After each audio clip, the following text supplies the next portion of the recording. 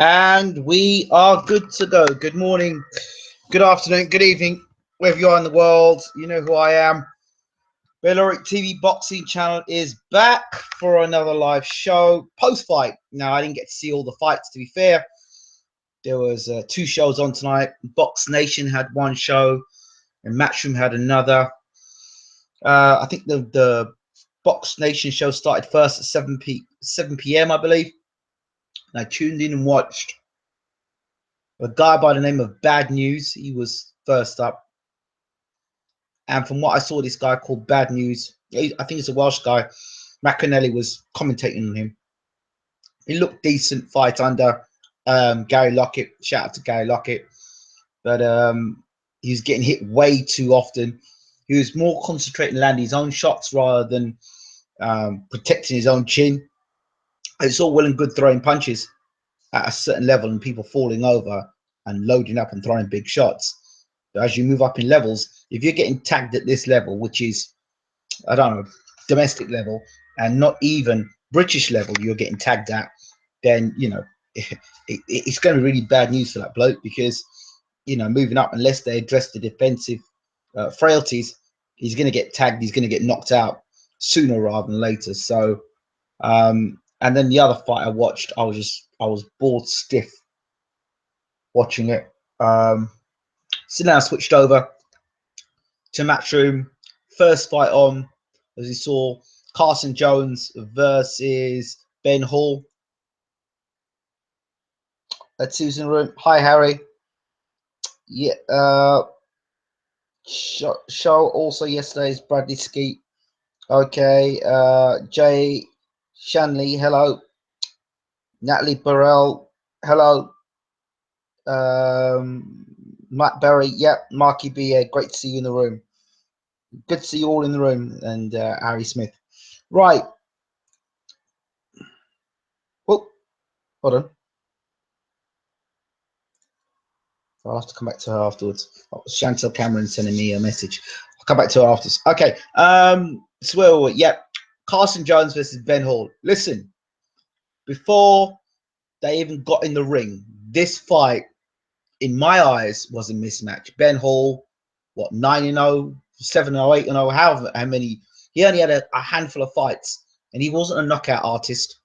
He didn't have anything. He wasn't a spectacular boxer. He wasn't a knockout artist. He didn't have a fantastic jab, and he was just a basic boxer. He was almost like Brian Rose Part 2, the younger version of Brian Rose.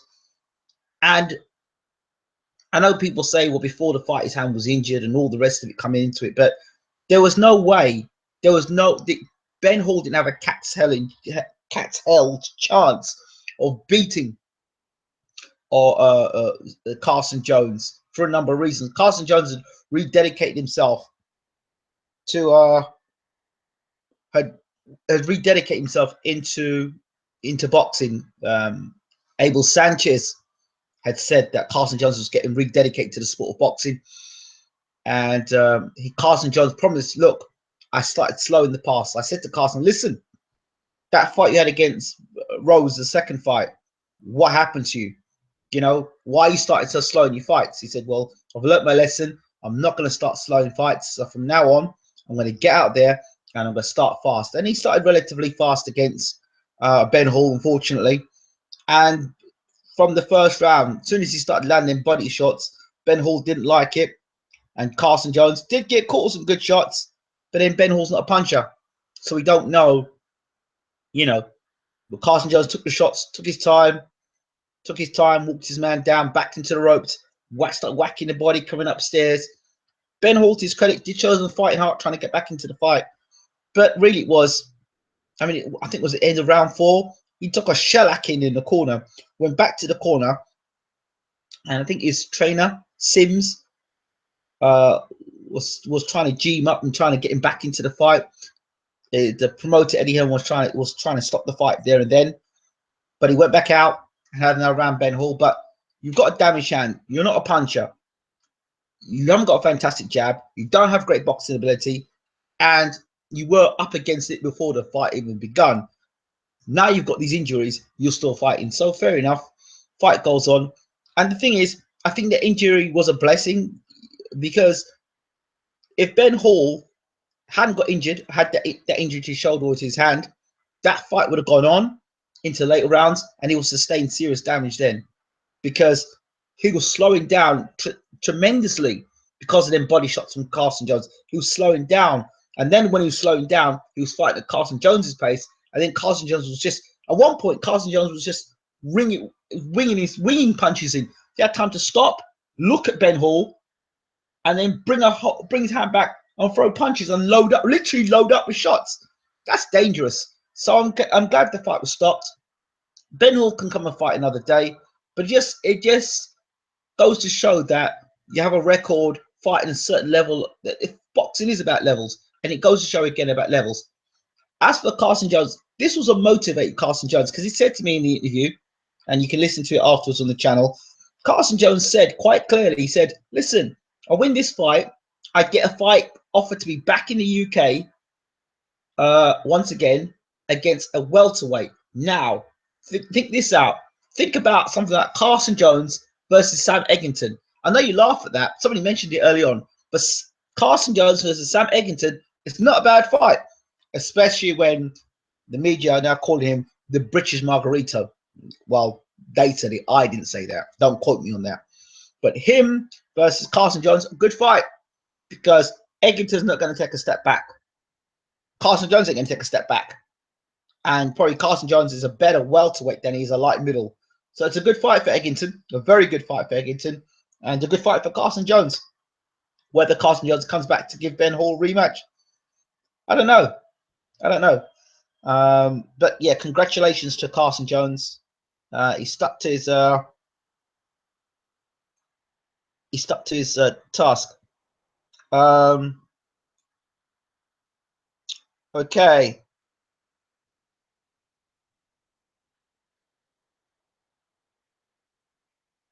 Good evening, Charlie.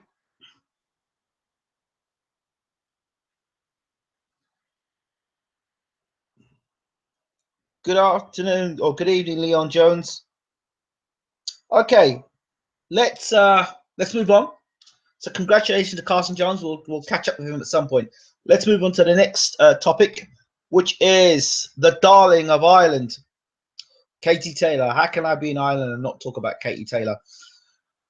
Okay, those who know Bayloric TV and have known the history of Bayloric TV know that we are a great supporter of women's boxing, from Ava Knight to Lucia Riker to Chantel Cameron to Jelena, who just fought and is the unified champion. I think the unified lightweight champion.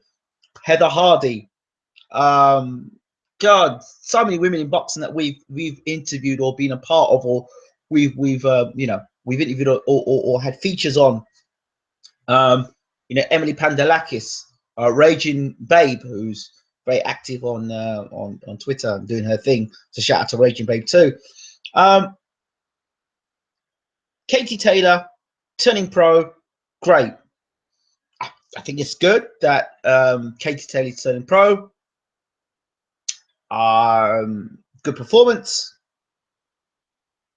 I mean, what can I say? I'm really happy that she's turned pro. I think it's great for Irish boxing as well. She'll be the face of Irish boxing. I don't know what it is about Katie Taylor that I feel uncomfortable with, and I don't know what it is. I don't know if it's the huge amount of pressure that's put on Katie Taylor. I don't know if it's that. I don't know if it's the hype machine that's behind her. I don't know if it's that, because there's no need to hype Katie Taylor. She's proven the stuff in the amateurs. Yeah, I know she's got turning pro, and she needs the push. I understand, but I feel slightly cringeworthy watching her, because she put a good performance on tonight. She fought well.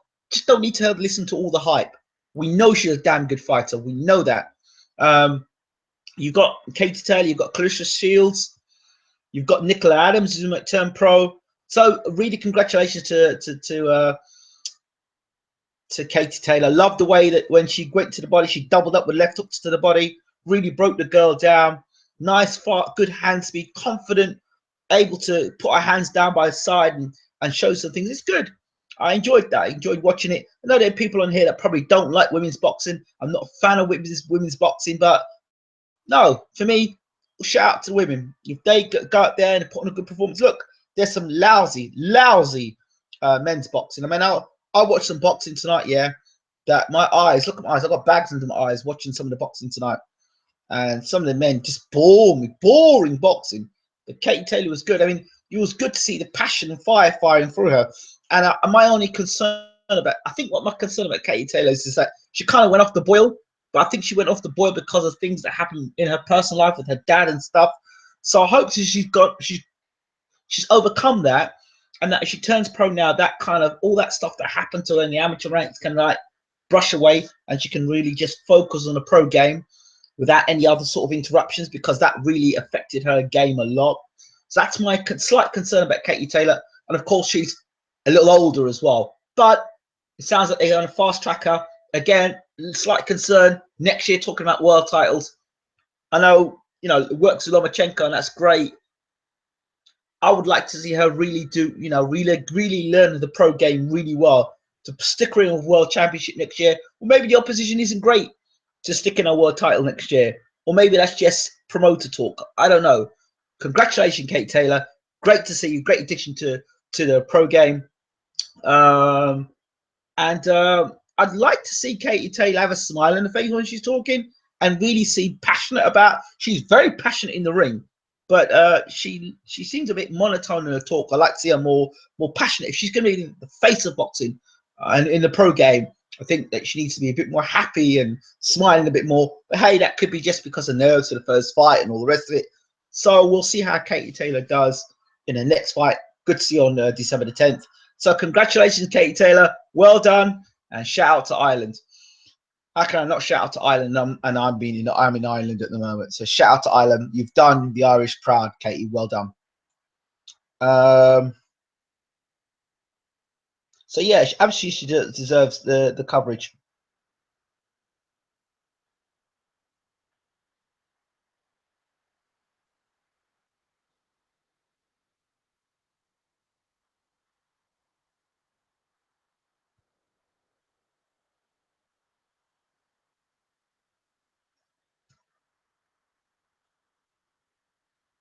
So I'm really happy to see Katie Taylor. Um,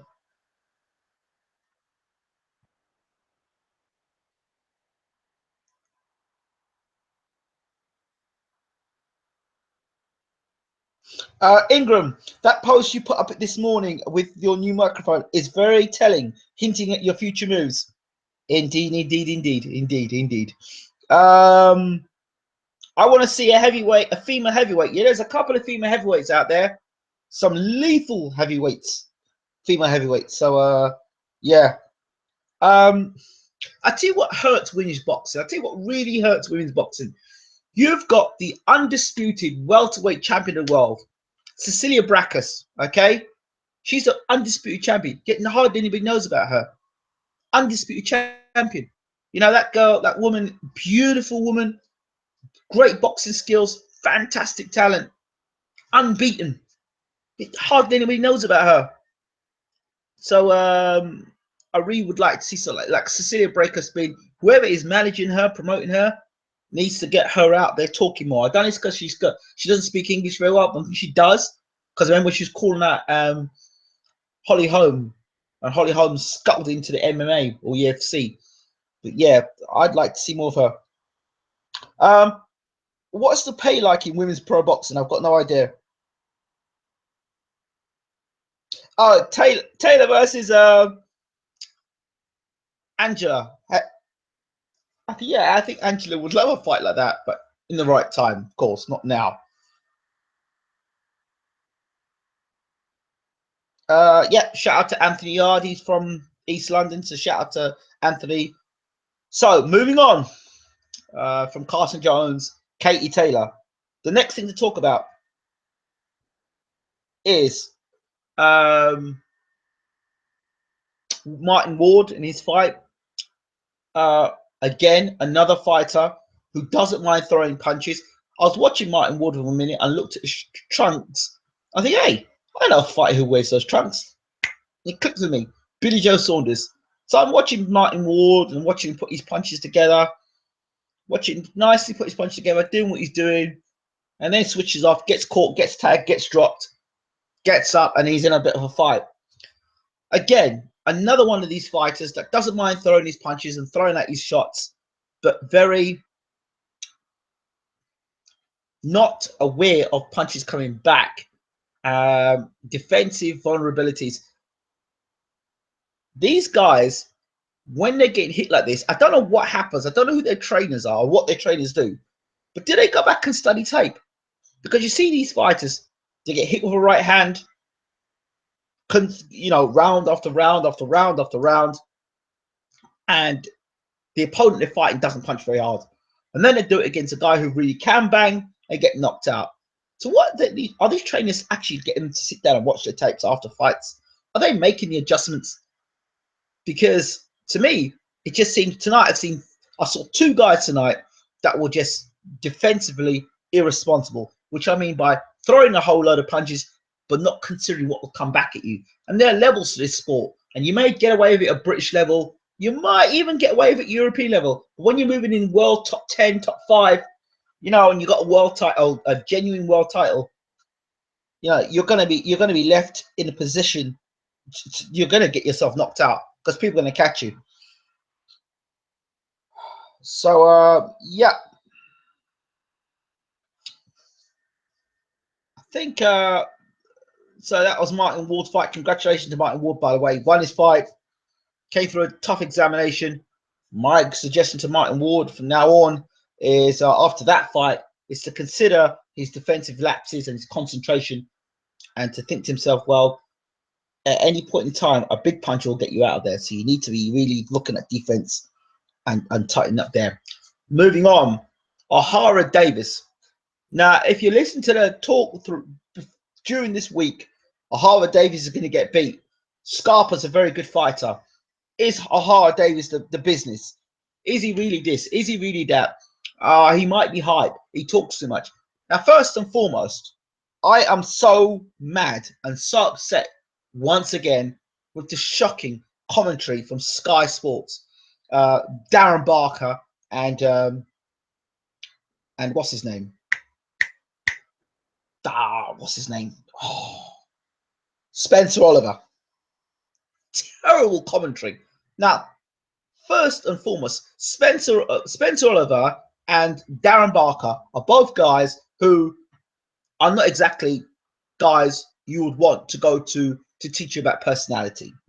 And here is where I'm forget Coldwell for a second. I'm talking about Darren Barker and what's the other guy? And Spencer Oliver. Those two guys tonight that were talking about, oh, you know, Ohara Davies has been talking and he's been saying this and he's been saying that and they were going on and really critical of Ohara Davies, shouting from the top of the mountain saying, I am good, I'm great. So what do you expect Ohara Davies to be saying? If he's trying to promote himself, if he's trying to sell himself, if it's his mouth that's put him in there, he's backed himself. He said, look, you know what? I am as good as I say I am. Put me in the ring with somebody and I'll show you what I can do. And he's doing it early in his career.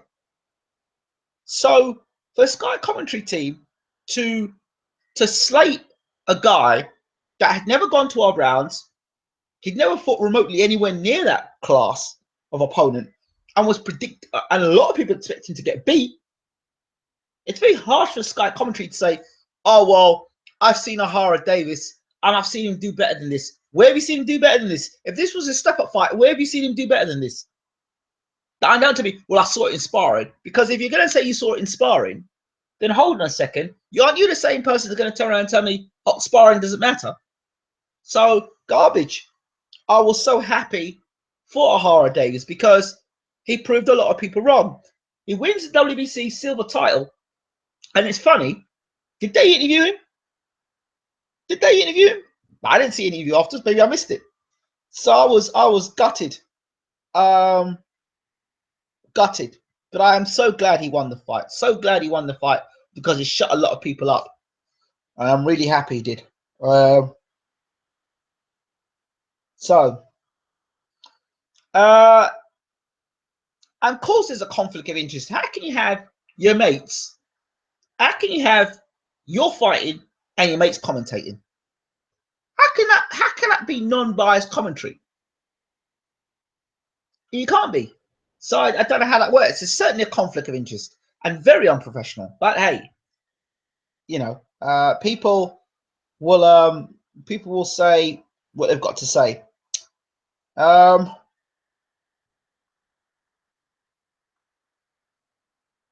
I didn't like that. You know, they cut straight to John Hibbert, but the guy who just beat the prospect who wasn't supposed to win that fight has won the fight and doesn't even get an interview on Sky. Just poor showing. I don't like it.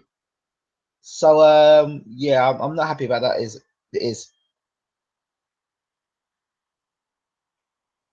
So okay, so we've got through that.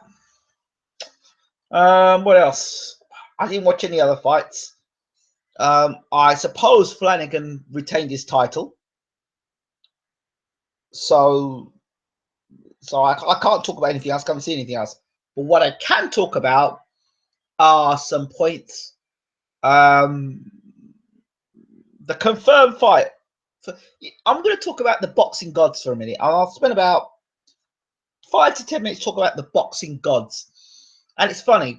Hear me out a second. The boxing gods are very unforgiving. And it's something that's quite funny when you actually take the time to think about it.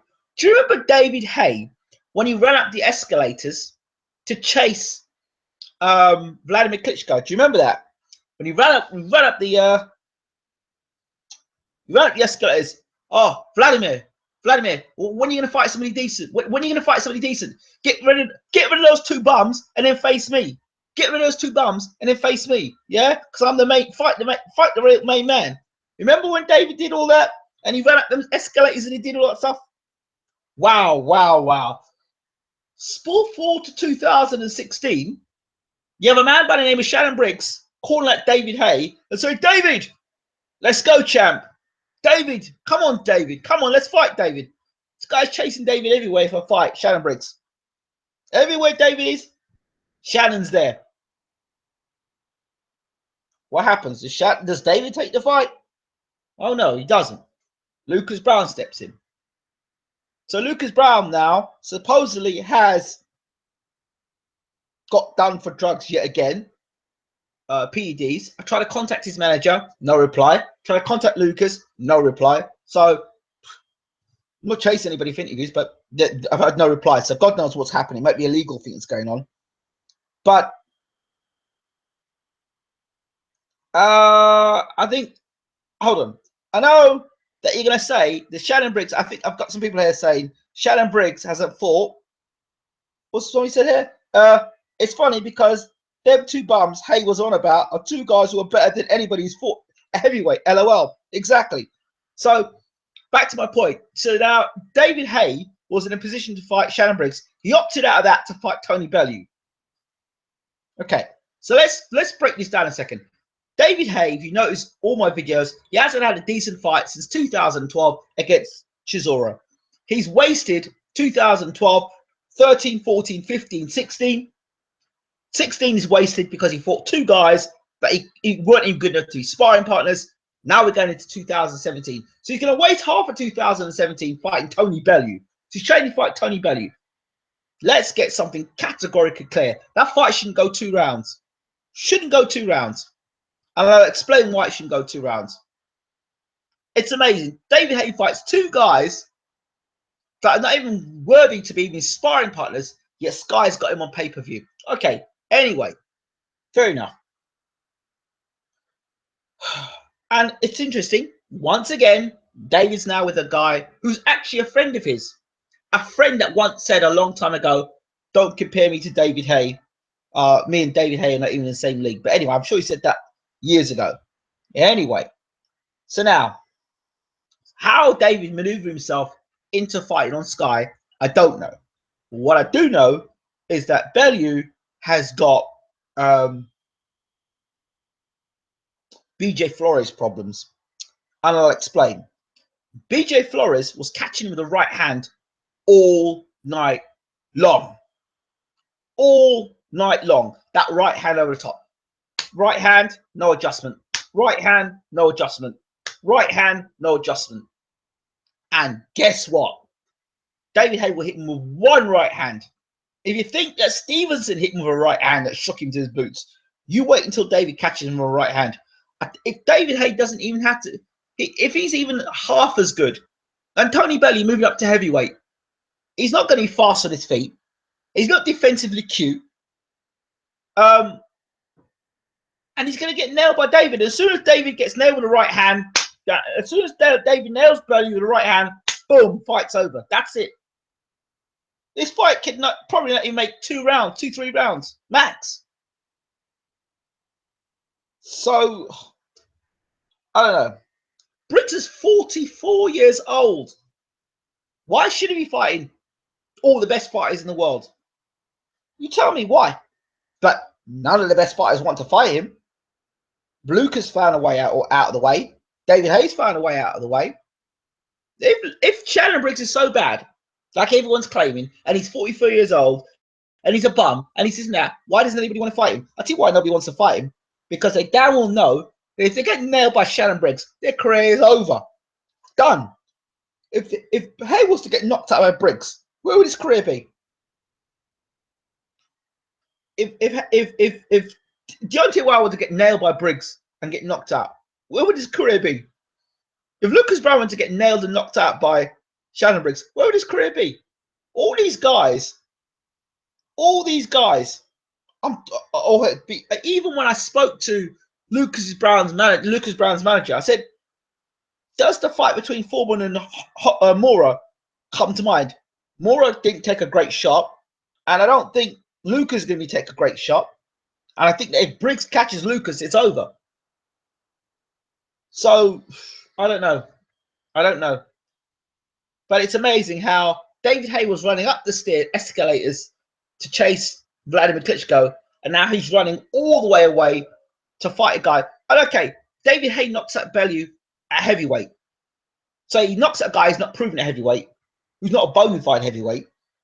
It's not for any, what eliminates for. What's the point of the fight? I don't understand. And what is that Bellew's way of not fighting the guy who's the #1 contender there, which is Breedis? I don't think David Haye would be in a rush to fight Breedis. I don't think Bellew's in a rush to fight Breedis. So I don't know what it's all about. I don't know what the plan of it is, but there you go. Anyway, moving on. As I said, and I feared, David Allen is now fighting Luis Ortiz. Dave Allen fought 10, 11 amateur bouts, and he's fought 10 pro fights. Luis Ortiz fought 350 plus amateur bouts, and I don't know, he got over, I don't know how many bouts Luis Ortiz has got, over 20 amateur bouts, 25 amateur bouts, I don't know. Pro bouts, sorry. So Luis Ortiz has had more fights, amateur and pro, than Dave Allen has. I think it's poor matchmaking personally. I say it's an opportunity of a lifetime. Sure, it's an opportunity, but in terms of percentages and how much of a percentage has he got to win the fight? That's one. And then the other block is how much percentage has he got of getting out the fight without getting badly beaten up?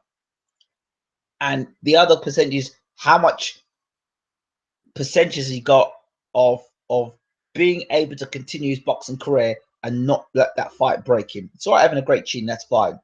And it's all right saying, you know, well, you know, if it gets too bad, they'll pull him out of the fight. Yeah. Well, he has to be back on the stool before they pull him out of the fight. Me personally, I've said before, I'll say it again, and people will scurry back and say, you shouldn't say that about Dave. I said, listen, as far as I'm concerned, I don't know what's going on in Dave's personal life, but he should be building his career. But no, you call for the fight, you're going to get the fight now. You call for the Dillian Whyte fight. It's all right getting prepared to fight Dillian Whyte. No disrespect to Dillian Whyte, but Lewis Ortiz got a different skill set, and don't worry about Malik Scott and what Malik Scott. They'll be totally different fight because you're going right in front of him, right in front of him. So your work rate's going to be a lot better. To put it this way, Con Sheehan was going to fight Dave Allen. That's what Peter Fury is going to put Con Sheehan in the ring. So, you know,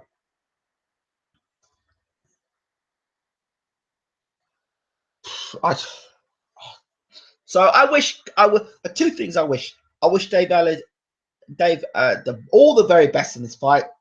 And I mean, I heard a ridiculous comment the other day. Why are people being so negative? We should be cheering for Dave Allen.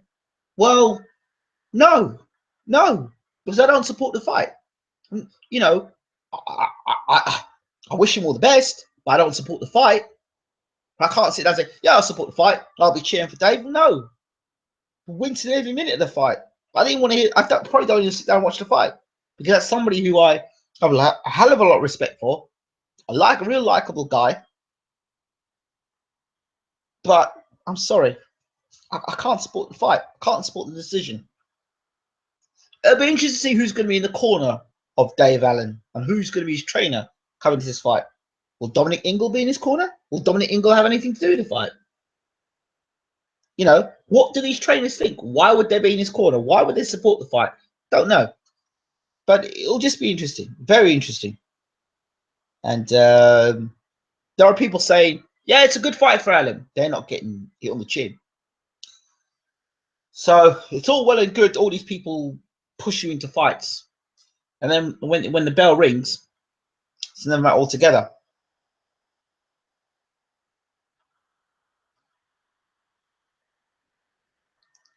It's nothing to do with being a Dave Allen fan.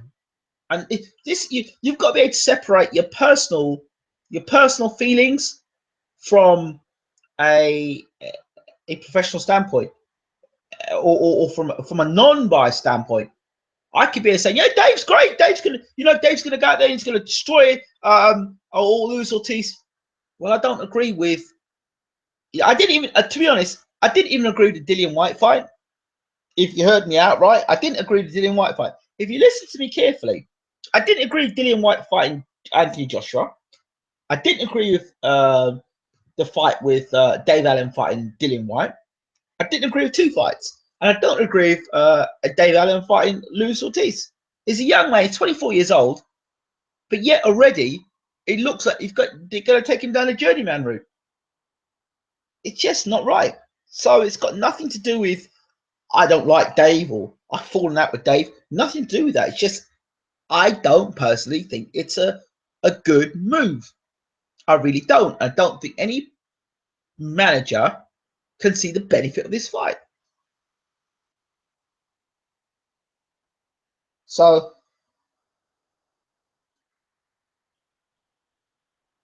okay, here we go. Here we go.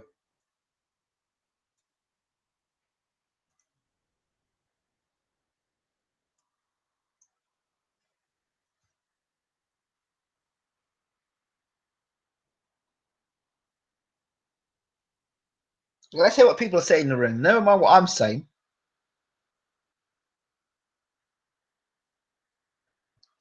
Hey, he hasn't beaten a legit heavyweight. Some people are so deluded with fools.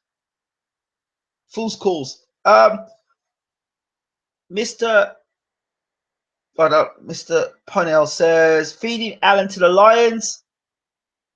Charlie cutting. Ortiz 1 to 100 printing money. Leon Jones says, Dave Allen clearly doesn't care about building a proper career, going the journeyman route of taking big fights and turn up and lose. John Joseph Murphy says, why don't you leave the channel open? Too many good interviews to lose. I probably will. Ortiz looked like a journeyman in his last fight, and he found it impossible to cut off the ring against Malik Scott. What you fail to understand about that Malik Scott fight, Malik Scott has been in a ring with the likes of Lennox Lewis, Vladimir Klitschko, tremendous sparring partner, tremendous boxing ability. You can't compare the skills of Malik Scott, boxing ability, to Dave Allen. Come on, man. You talk about a guy who's got tremendous footwork. And the other thing you got to ask yourself, the question is, was that the plan for Luis Ortiz to take Malik Scott to points? Hey, boxing's a corrupt business. That's all I'm saying. Alan is terrible, says Dean James. Jane Shanley says, Ortiz will end Alan's career. I certainly hope not. And that's my thing. I'm looking at the end result of this fight. Where will Dave Allen be at the end of this fight? And if it's money problems, I'm not saying Dave Allen's got money problems, but I'm just going to mention this on a whole thing. If a fighter has got money problems, throwing more money at that fighter who's got money problems doesn't solve the problem. You solve the problem by getting to the root as to why that fighter's got money problems. So you actually teach them how to manage their finances. You get them a bank manager. You teach them how to use their money. Well, you give them money to get their money invested in savings, and that's what they do. But just giving them money to fighter money, they're just gonna come back and have more money problems.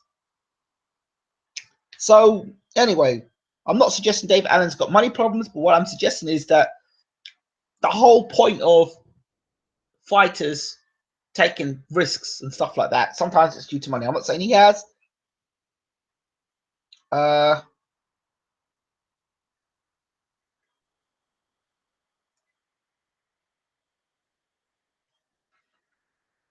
This is what people are saying now. Allen stopping Ortiz was the biggest upset ever. Not really. Ortiz is yet to fight a puncher. Is Dave Allen a puncher? We'll see. Allen is a typical Joe Gallagher fighter. Gloves up, move forward. This is what people are saying.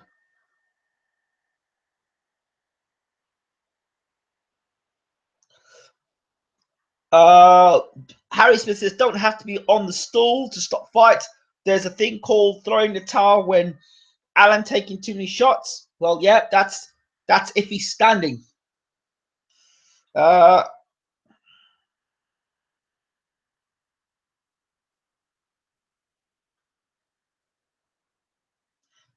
will be getting paid 15 or 20,000. Decent money for him. Jay Shenley says that's poor money.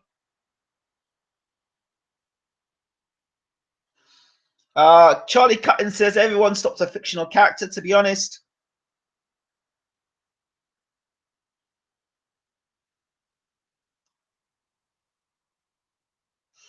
Who would be the favourite between Parker and Hay Ingram? I don't know, because Parker's got a very dodgy defense. Hearn is a legitimate scumbag. He wouldn't put Joshua in with Ortiz, says Graham M. Graham, you do come up with some very good logical points. No, you wouldn't put him in with Ortiz. Not today, not tomorrow, next week. You know what? That's it. It's very clever. Ortiz and Joshua on the same card. We've got Ortiz busy.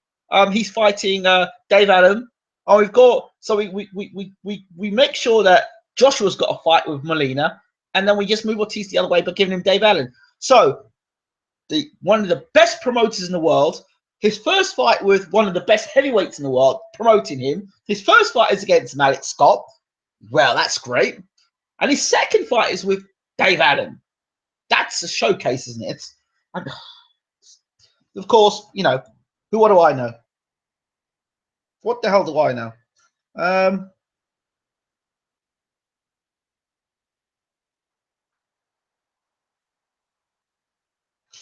Leon Thompson makes a great point here. Imagine going from Jennings and Thompson to this. So, you can't blame Luis Ortiz for this. You cannot blame Luis Ortiz. He's got a very good skill set. And once again, I'm going to say this. I really do think that Malik Scott's skill set, his footwork, and his boxing ability has been very, very underrated. And you can't compare a guy who moves around the ring to somebody who's going to come in straight lines. You just can't.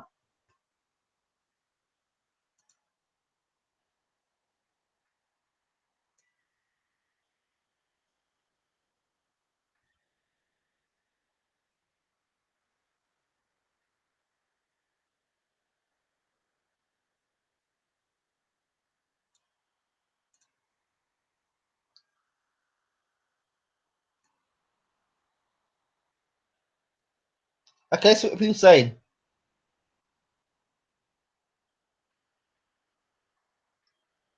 Hey, but where are you, my man? Let's pull you in the room. We've got 15 minutes before the live show, so let's pull you in because I know that you love to talk about Luis Ortiz. At least tonight, I've not bashed Luis Ortiz. Where's my boy Bo? Let's bring you in the room, man.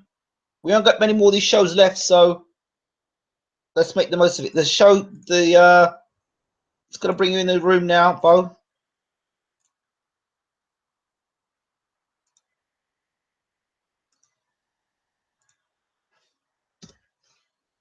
Jump in the room, my man. I've just sent you the message via Twitter.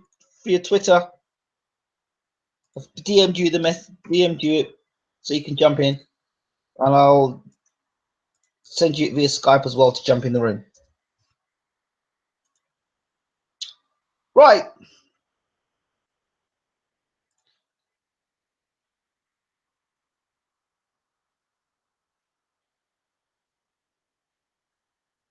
If I get the link, your mind, Mr. Jones. Well, listen, I've just defended Luis Ortiz, unless you want me to unravel everything I just said. Yes, I'm staying up to watch Lomachenko, and I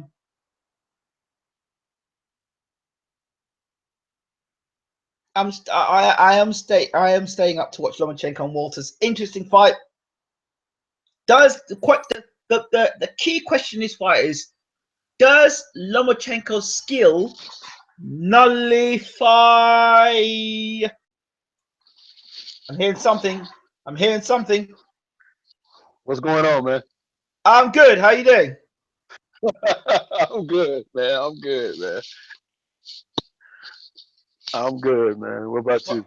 I'm good. I'm just talking about your man Luis Ortiz and I giving him know. credit. Actually, crediting No, him. you ain't credit. You ain't giving no credit. You got me over here doing push-ups. I'm so mad, man. I'm doing push-ups. Hey, listen. There's only two things I criticize Luis Ortiz for. He hasn't fought a puncher, and he's moved, and it's not his fault. He's moved from fighting Bright Jennings and Tony Thompson to Malik Scott and Dave Allen. That's not his fault. Look, look, look. You're gonna have me get my Cuban mafia going on you, man, in a minute. You know what I'm saying? I bring out the cigars. No, I, I, I, um, I agree. I think because remember now when they had Nathan Malik Scott fight, they already had a fight set up for him to fight December 10th. Yeah. Remember that Malik? They already had that in play. So I think to a certain degree they had an idea how that Malik Scott fight would play out. It wasn't a fight that could showcase him. No. And because I'll be honest with you, if it had been a situation where Malik Scott came to fight, he got a huge big knockout, then they probably would have rethought the December 10th fight. Maybe. I'm not saying for certain. But I think the thing with Eddie Hearns is I think what he wants to do is he wants to keep David Ortiz happy. Like number one, keeping him busy and keeping him paid, of course. Yep. You know, that's the quick way to keep any fighter happy is keeping him busy and keeping him paid. Okay. So you get Luis Ortiz 2 fights before the end of the year. Hopefully he gets a big knockout in this next fight. But now, I mean, I see your point. It's a big drop off, but let me say this: you follow boxing, I follow boxing. We have seen this before, to where guys would go from fighting top shelf guys to fighting where Luis Ortiz is fighting. Wait. Hold on. This man is a WBA. He was the WBA interim champion. Let me ask you a question. Why is he not fighting for the championship of the world now, the WBA strap now? Okay. Hold on. You've got Lucas Brown, you've got Shannon Briggs, you've got David Hayes. Why is he not in that mix? What's he doing fighting Dave Allen? Because for some reason the WBA is jacked up with how they do. Think about this for a second. You got there was Ustinov was reportedly going to fight either Carr or David Hay for the WBA interim championship. Then you got Shannon Briggs and Bronny for the regular championship, and then the super championship is Anthony Joshua and Klitschko. The WBA is the only one that does this with these bullshit international, across the pond, whatever they call these title belts. They're notorious for that, man. And I don't know why they didn't put Luis Ortiz in the mix for this thing, because normally when you have a fight for a vacant belt, it's supposed to be number one and number two, but they went and got Lucas Brown and Shannon Briggs. So I think personally, the way you deal with this situation is Briggs wants a fight, let him fight Luis Ortiz. You solve two problems there. Problem number one you solve is, well, we don't know if Luis Ortiz can really take a heavyweight punch against a real heavyweight puncher. He fights Shannon Briggs. He beats Shannon Briggs. He becomes world champion. He gets well known. He beats Shannon Briggs. Problem solved. Yeah, and I agree. And it's not like Luis Ortiz is a spring chicken. He's what, 38 or 37? So he's an older heavyweight. Luis Ortiz? Yeah, he's an older heavyweight. Yeah, he's 37. There's some rumors he may actually be older than 37. Yeah, well, according to some people, according to some people, he looks like an old man in there. According to Dave Allen, he looked like a 70-year-old in there. Oh, according to Dave Allen? Well, how funny would it be if that 70-year-old run his ass down? Well, I haven't finished with this thing about the boxing gods, how unforgiving they are. David Haye, like I said, ran up some escalators and said for Vladimir Klitschko to fight, get rid of two bums, and then fight him. Now Shannon Briggs is chasing him around. I'm going to go back to another fight, Joe Smith and Bernard Hopkins. You remember when Bernard Hopkins made that famous statement, I will never let a white boy beat me. Remember when he said that statement? And it caused a huge uproar? Yeah, he said that Joe Calzaghe. I remember that. I will never let a white boy beat. Now watch this. Wait, the boxing gods are unforgiving. He now fights Joe Smith in his final fight. Would it not be? Because people don't forget things like that. No, they don't. Would it not be ironic that in his last fight of his career, he gets knocked out by Joe Smith? You know what? I'll be honest with you. If he gets knocked out by Joe Smith, it probably won't be his last fight. Most fighters don't like going out on a note of a loss. They want to go out on a note of a win. Well, you see, you remember he made that statement? Because didn't he retire once before he came back? I think he did it like twice already or something like that. Yeah, but he made that statement.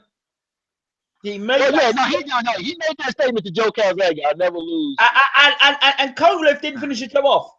To be fair, Kovalev was nice to Hopkins in that last round. Joe Smith is different. Tough round. Joe Smith will be very different. Joe Smith will say, you know what? This is my chance to be a legend. Now I knock out. I knocked from far out. I got to knock out Hopkins as well. And that night when he fights Hopkins, I'm telling you, that comment's gonna come back and visit Hopkins one way somehow. That comment's gonna come back. Let me ask you this, because you don't think it's already came back to haunt him. I mean, he lost to Calzaghe, he lost to Kovalev. No, not like that. Okay, so you want to see him stretched. I don't want to see him stretched. I personally, but boxing gods are so unforgiving.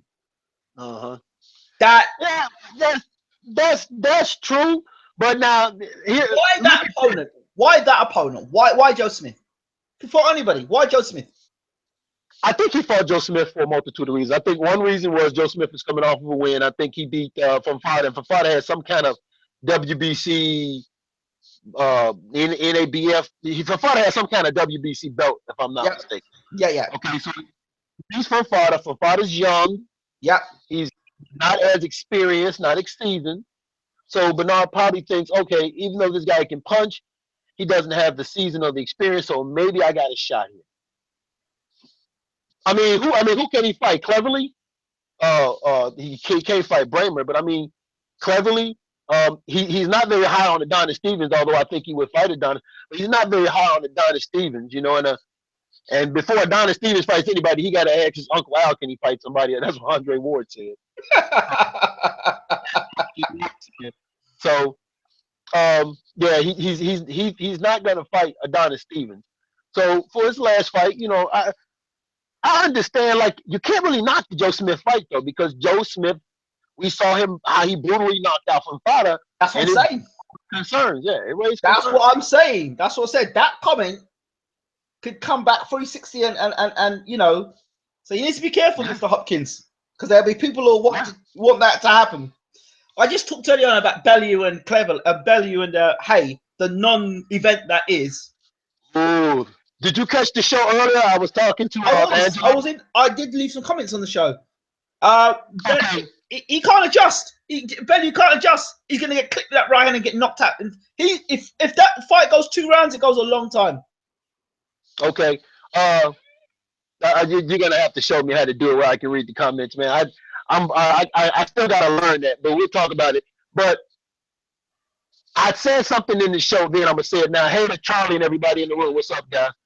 Uh, David Hay, when he was asked why was he fighting Bellew, he said because he runs his mouth, he talks too much, he's a big mouth.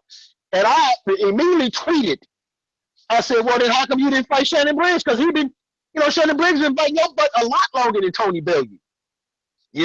So for me personally, I understand why he's having this fight. Marcus had just mentioned it. It's a big money fight, but from a respect level, I can't really respect David Hayes' choice to fight Bellew, knowing that Shannon Briggs had been barking at you for this long, and you told Shannon Briggs, "Hey, So you fight on my undercard, I'll fight you." these are 3 non-events. 3 non-events. Bellew's not heavyweight, and those 2 other guys weren't even fit to be sparring partner. The last fight he had, like I keep saying, was Derek Chisora. When the last the Olympics before last were on in 2012 in London. That's the last time David Hay had a real fight. That's how long ago it was. Yeah, Angela said that too. She said his last big fight was 2012. Yeah, that's what I mentioned that in my David Hay rant. So yeah, we've got less than 5 minutes left before the live stream begins for Top Rank tonight. Lomachenko and Walters. My thoughts on the fight tonight, very quickly. Does Lomachenko's skill level nullify Walters' punching power and speed? If it doesn't, and Walters can land hard on Lomachenko, how does he respond? Because otherwise, Lomachenko runs away with the fight. That's going to be interesting because, how he responds is what we're going to find out, because nobody's been able to land a shot on Lomachenko. Well, at least no one who has a punch. We know Nicholas Walters can punch. He's a heck of a body puncher. The problem is, and I agree with you, I'm picking Lomachenko only because Nicholas Walters, when you're going to fight a guy like Lomachenko, you have to be active. Nicholas Walters has fought in over a year. Yep. So somebody like Lomachenko, his skill set is sharp, his mind is still sharp. Walters, it doesn't have the athleticism that Lomachenko has, and he's not the boxer he is. So what he needs to keep sharp, which is his ability to put pressure on him, his ability to go to the body, he may be rusty. And if, like, I'm with you, if Nicholas Walters can't get to Lomachenko, he's going to run away with it. So I just got Lomachenko because I just think what we're seeing from Lomachenko right now, he's starting to shift that gear right now. So it's kind of like Sosa. Jason Sosa, he's shifting that gear. So I like what I'm seeing, but I mean, if Nicholas Walters lands, man, it could change the whole complex of the fight. You win the whole fight, and then boom. I mean, this is boxing. All it takes is one punch. That's it. I think a lot of people will be wanting Lomachenko to win after the controversy last weekend. Lomachenko even said that. Now that's something I am concerned about. I'm wondering if Lomachenko is too caught up in avenging the loss to his fellow mate Kovalov, that he's so focused on avenging that loss that he loses his mindset and his focus in this fight. You can't be thinking about Kovalov when this is your fight. It's a totally different fight. But yeah, I do think a lot of people want to see him win because of it might even be a war. I've seen a lot of guys who are very respectful before, and they shook hands. They're very nice and very respectful, and no trash talking beforehand. Both respected one another. I've seen those guys have the most brutal of fights. They're all nice. No, yeah, he's a nice guy. He's a good fighter and stuff. and then all of a sudden they get in the ring and start tearing heads off one another. So I'm hoping it's going to be that sort of a fight. If it turns into a war, that favors Walters. Nicholas Walters all day long. It favors him all day long. Hopefully Lomachenko is smart enough not to get into a war with Nicholas Walters. What's Walters' chin like? He has a decent chin. I don't remember. I could be wrong. I don't remember him being knocked down. I remember him getting rocked. I think Sosa may have rocked him. So Okay. he has a decent chin. But again, he's been out of the ring for about a year. So a lot of questions going to be answered from both guys. In the Caribbean, in Jamaica, sitting on them beaches, eating them yam and dumpling, and jumping up and having lots of music, dancing a lot of music. Listen, I hope he's got his head down for this fight. I really do. He's going to need everything and more for this fight. Well, you know, outside of the fight, what I find interesting is the purse of this fight, because for a long time we was under the impression that 50-50. Now we find out that Lomachenko is getting $1 million and Walters is only getting $300K. Yep.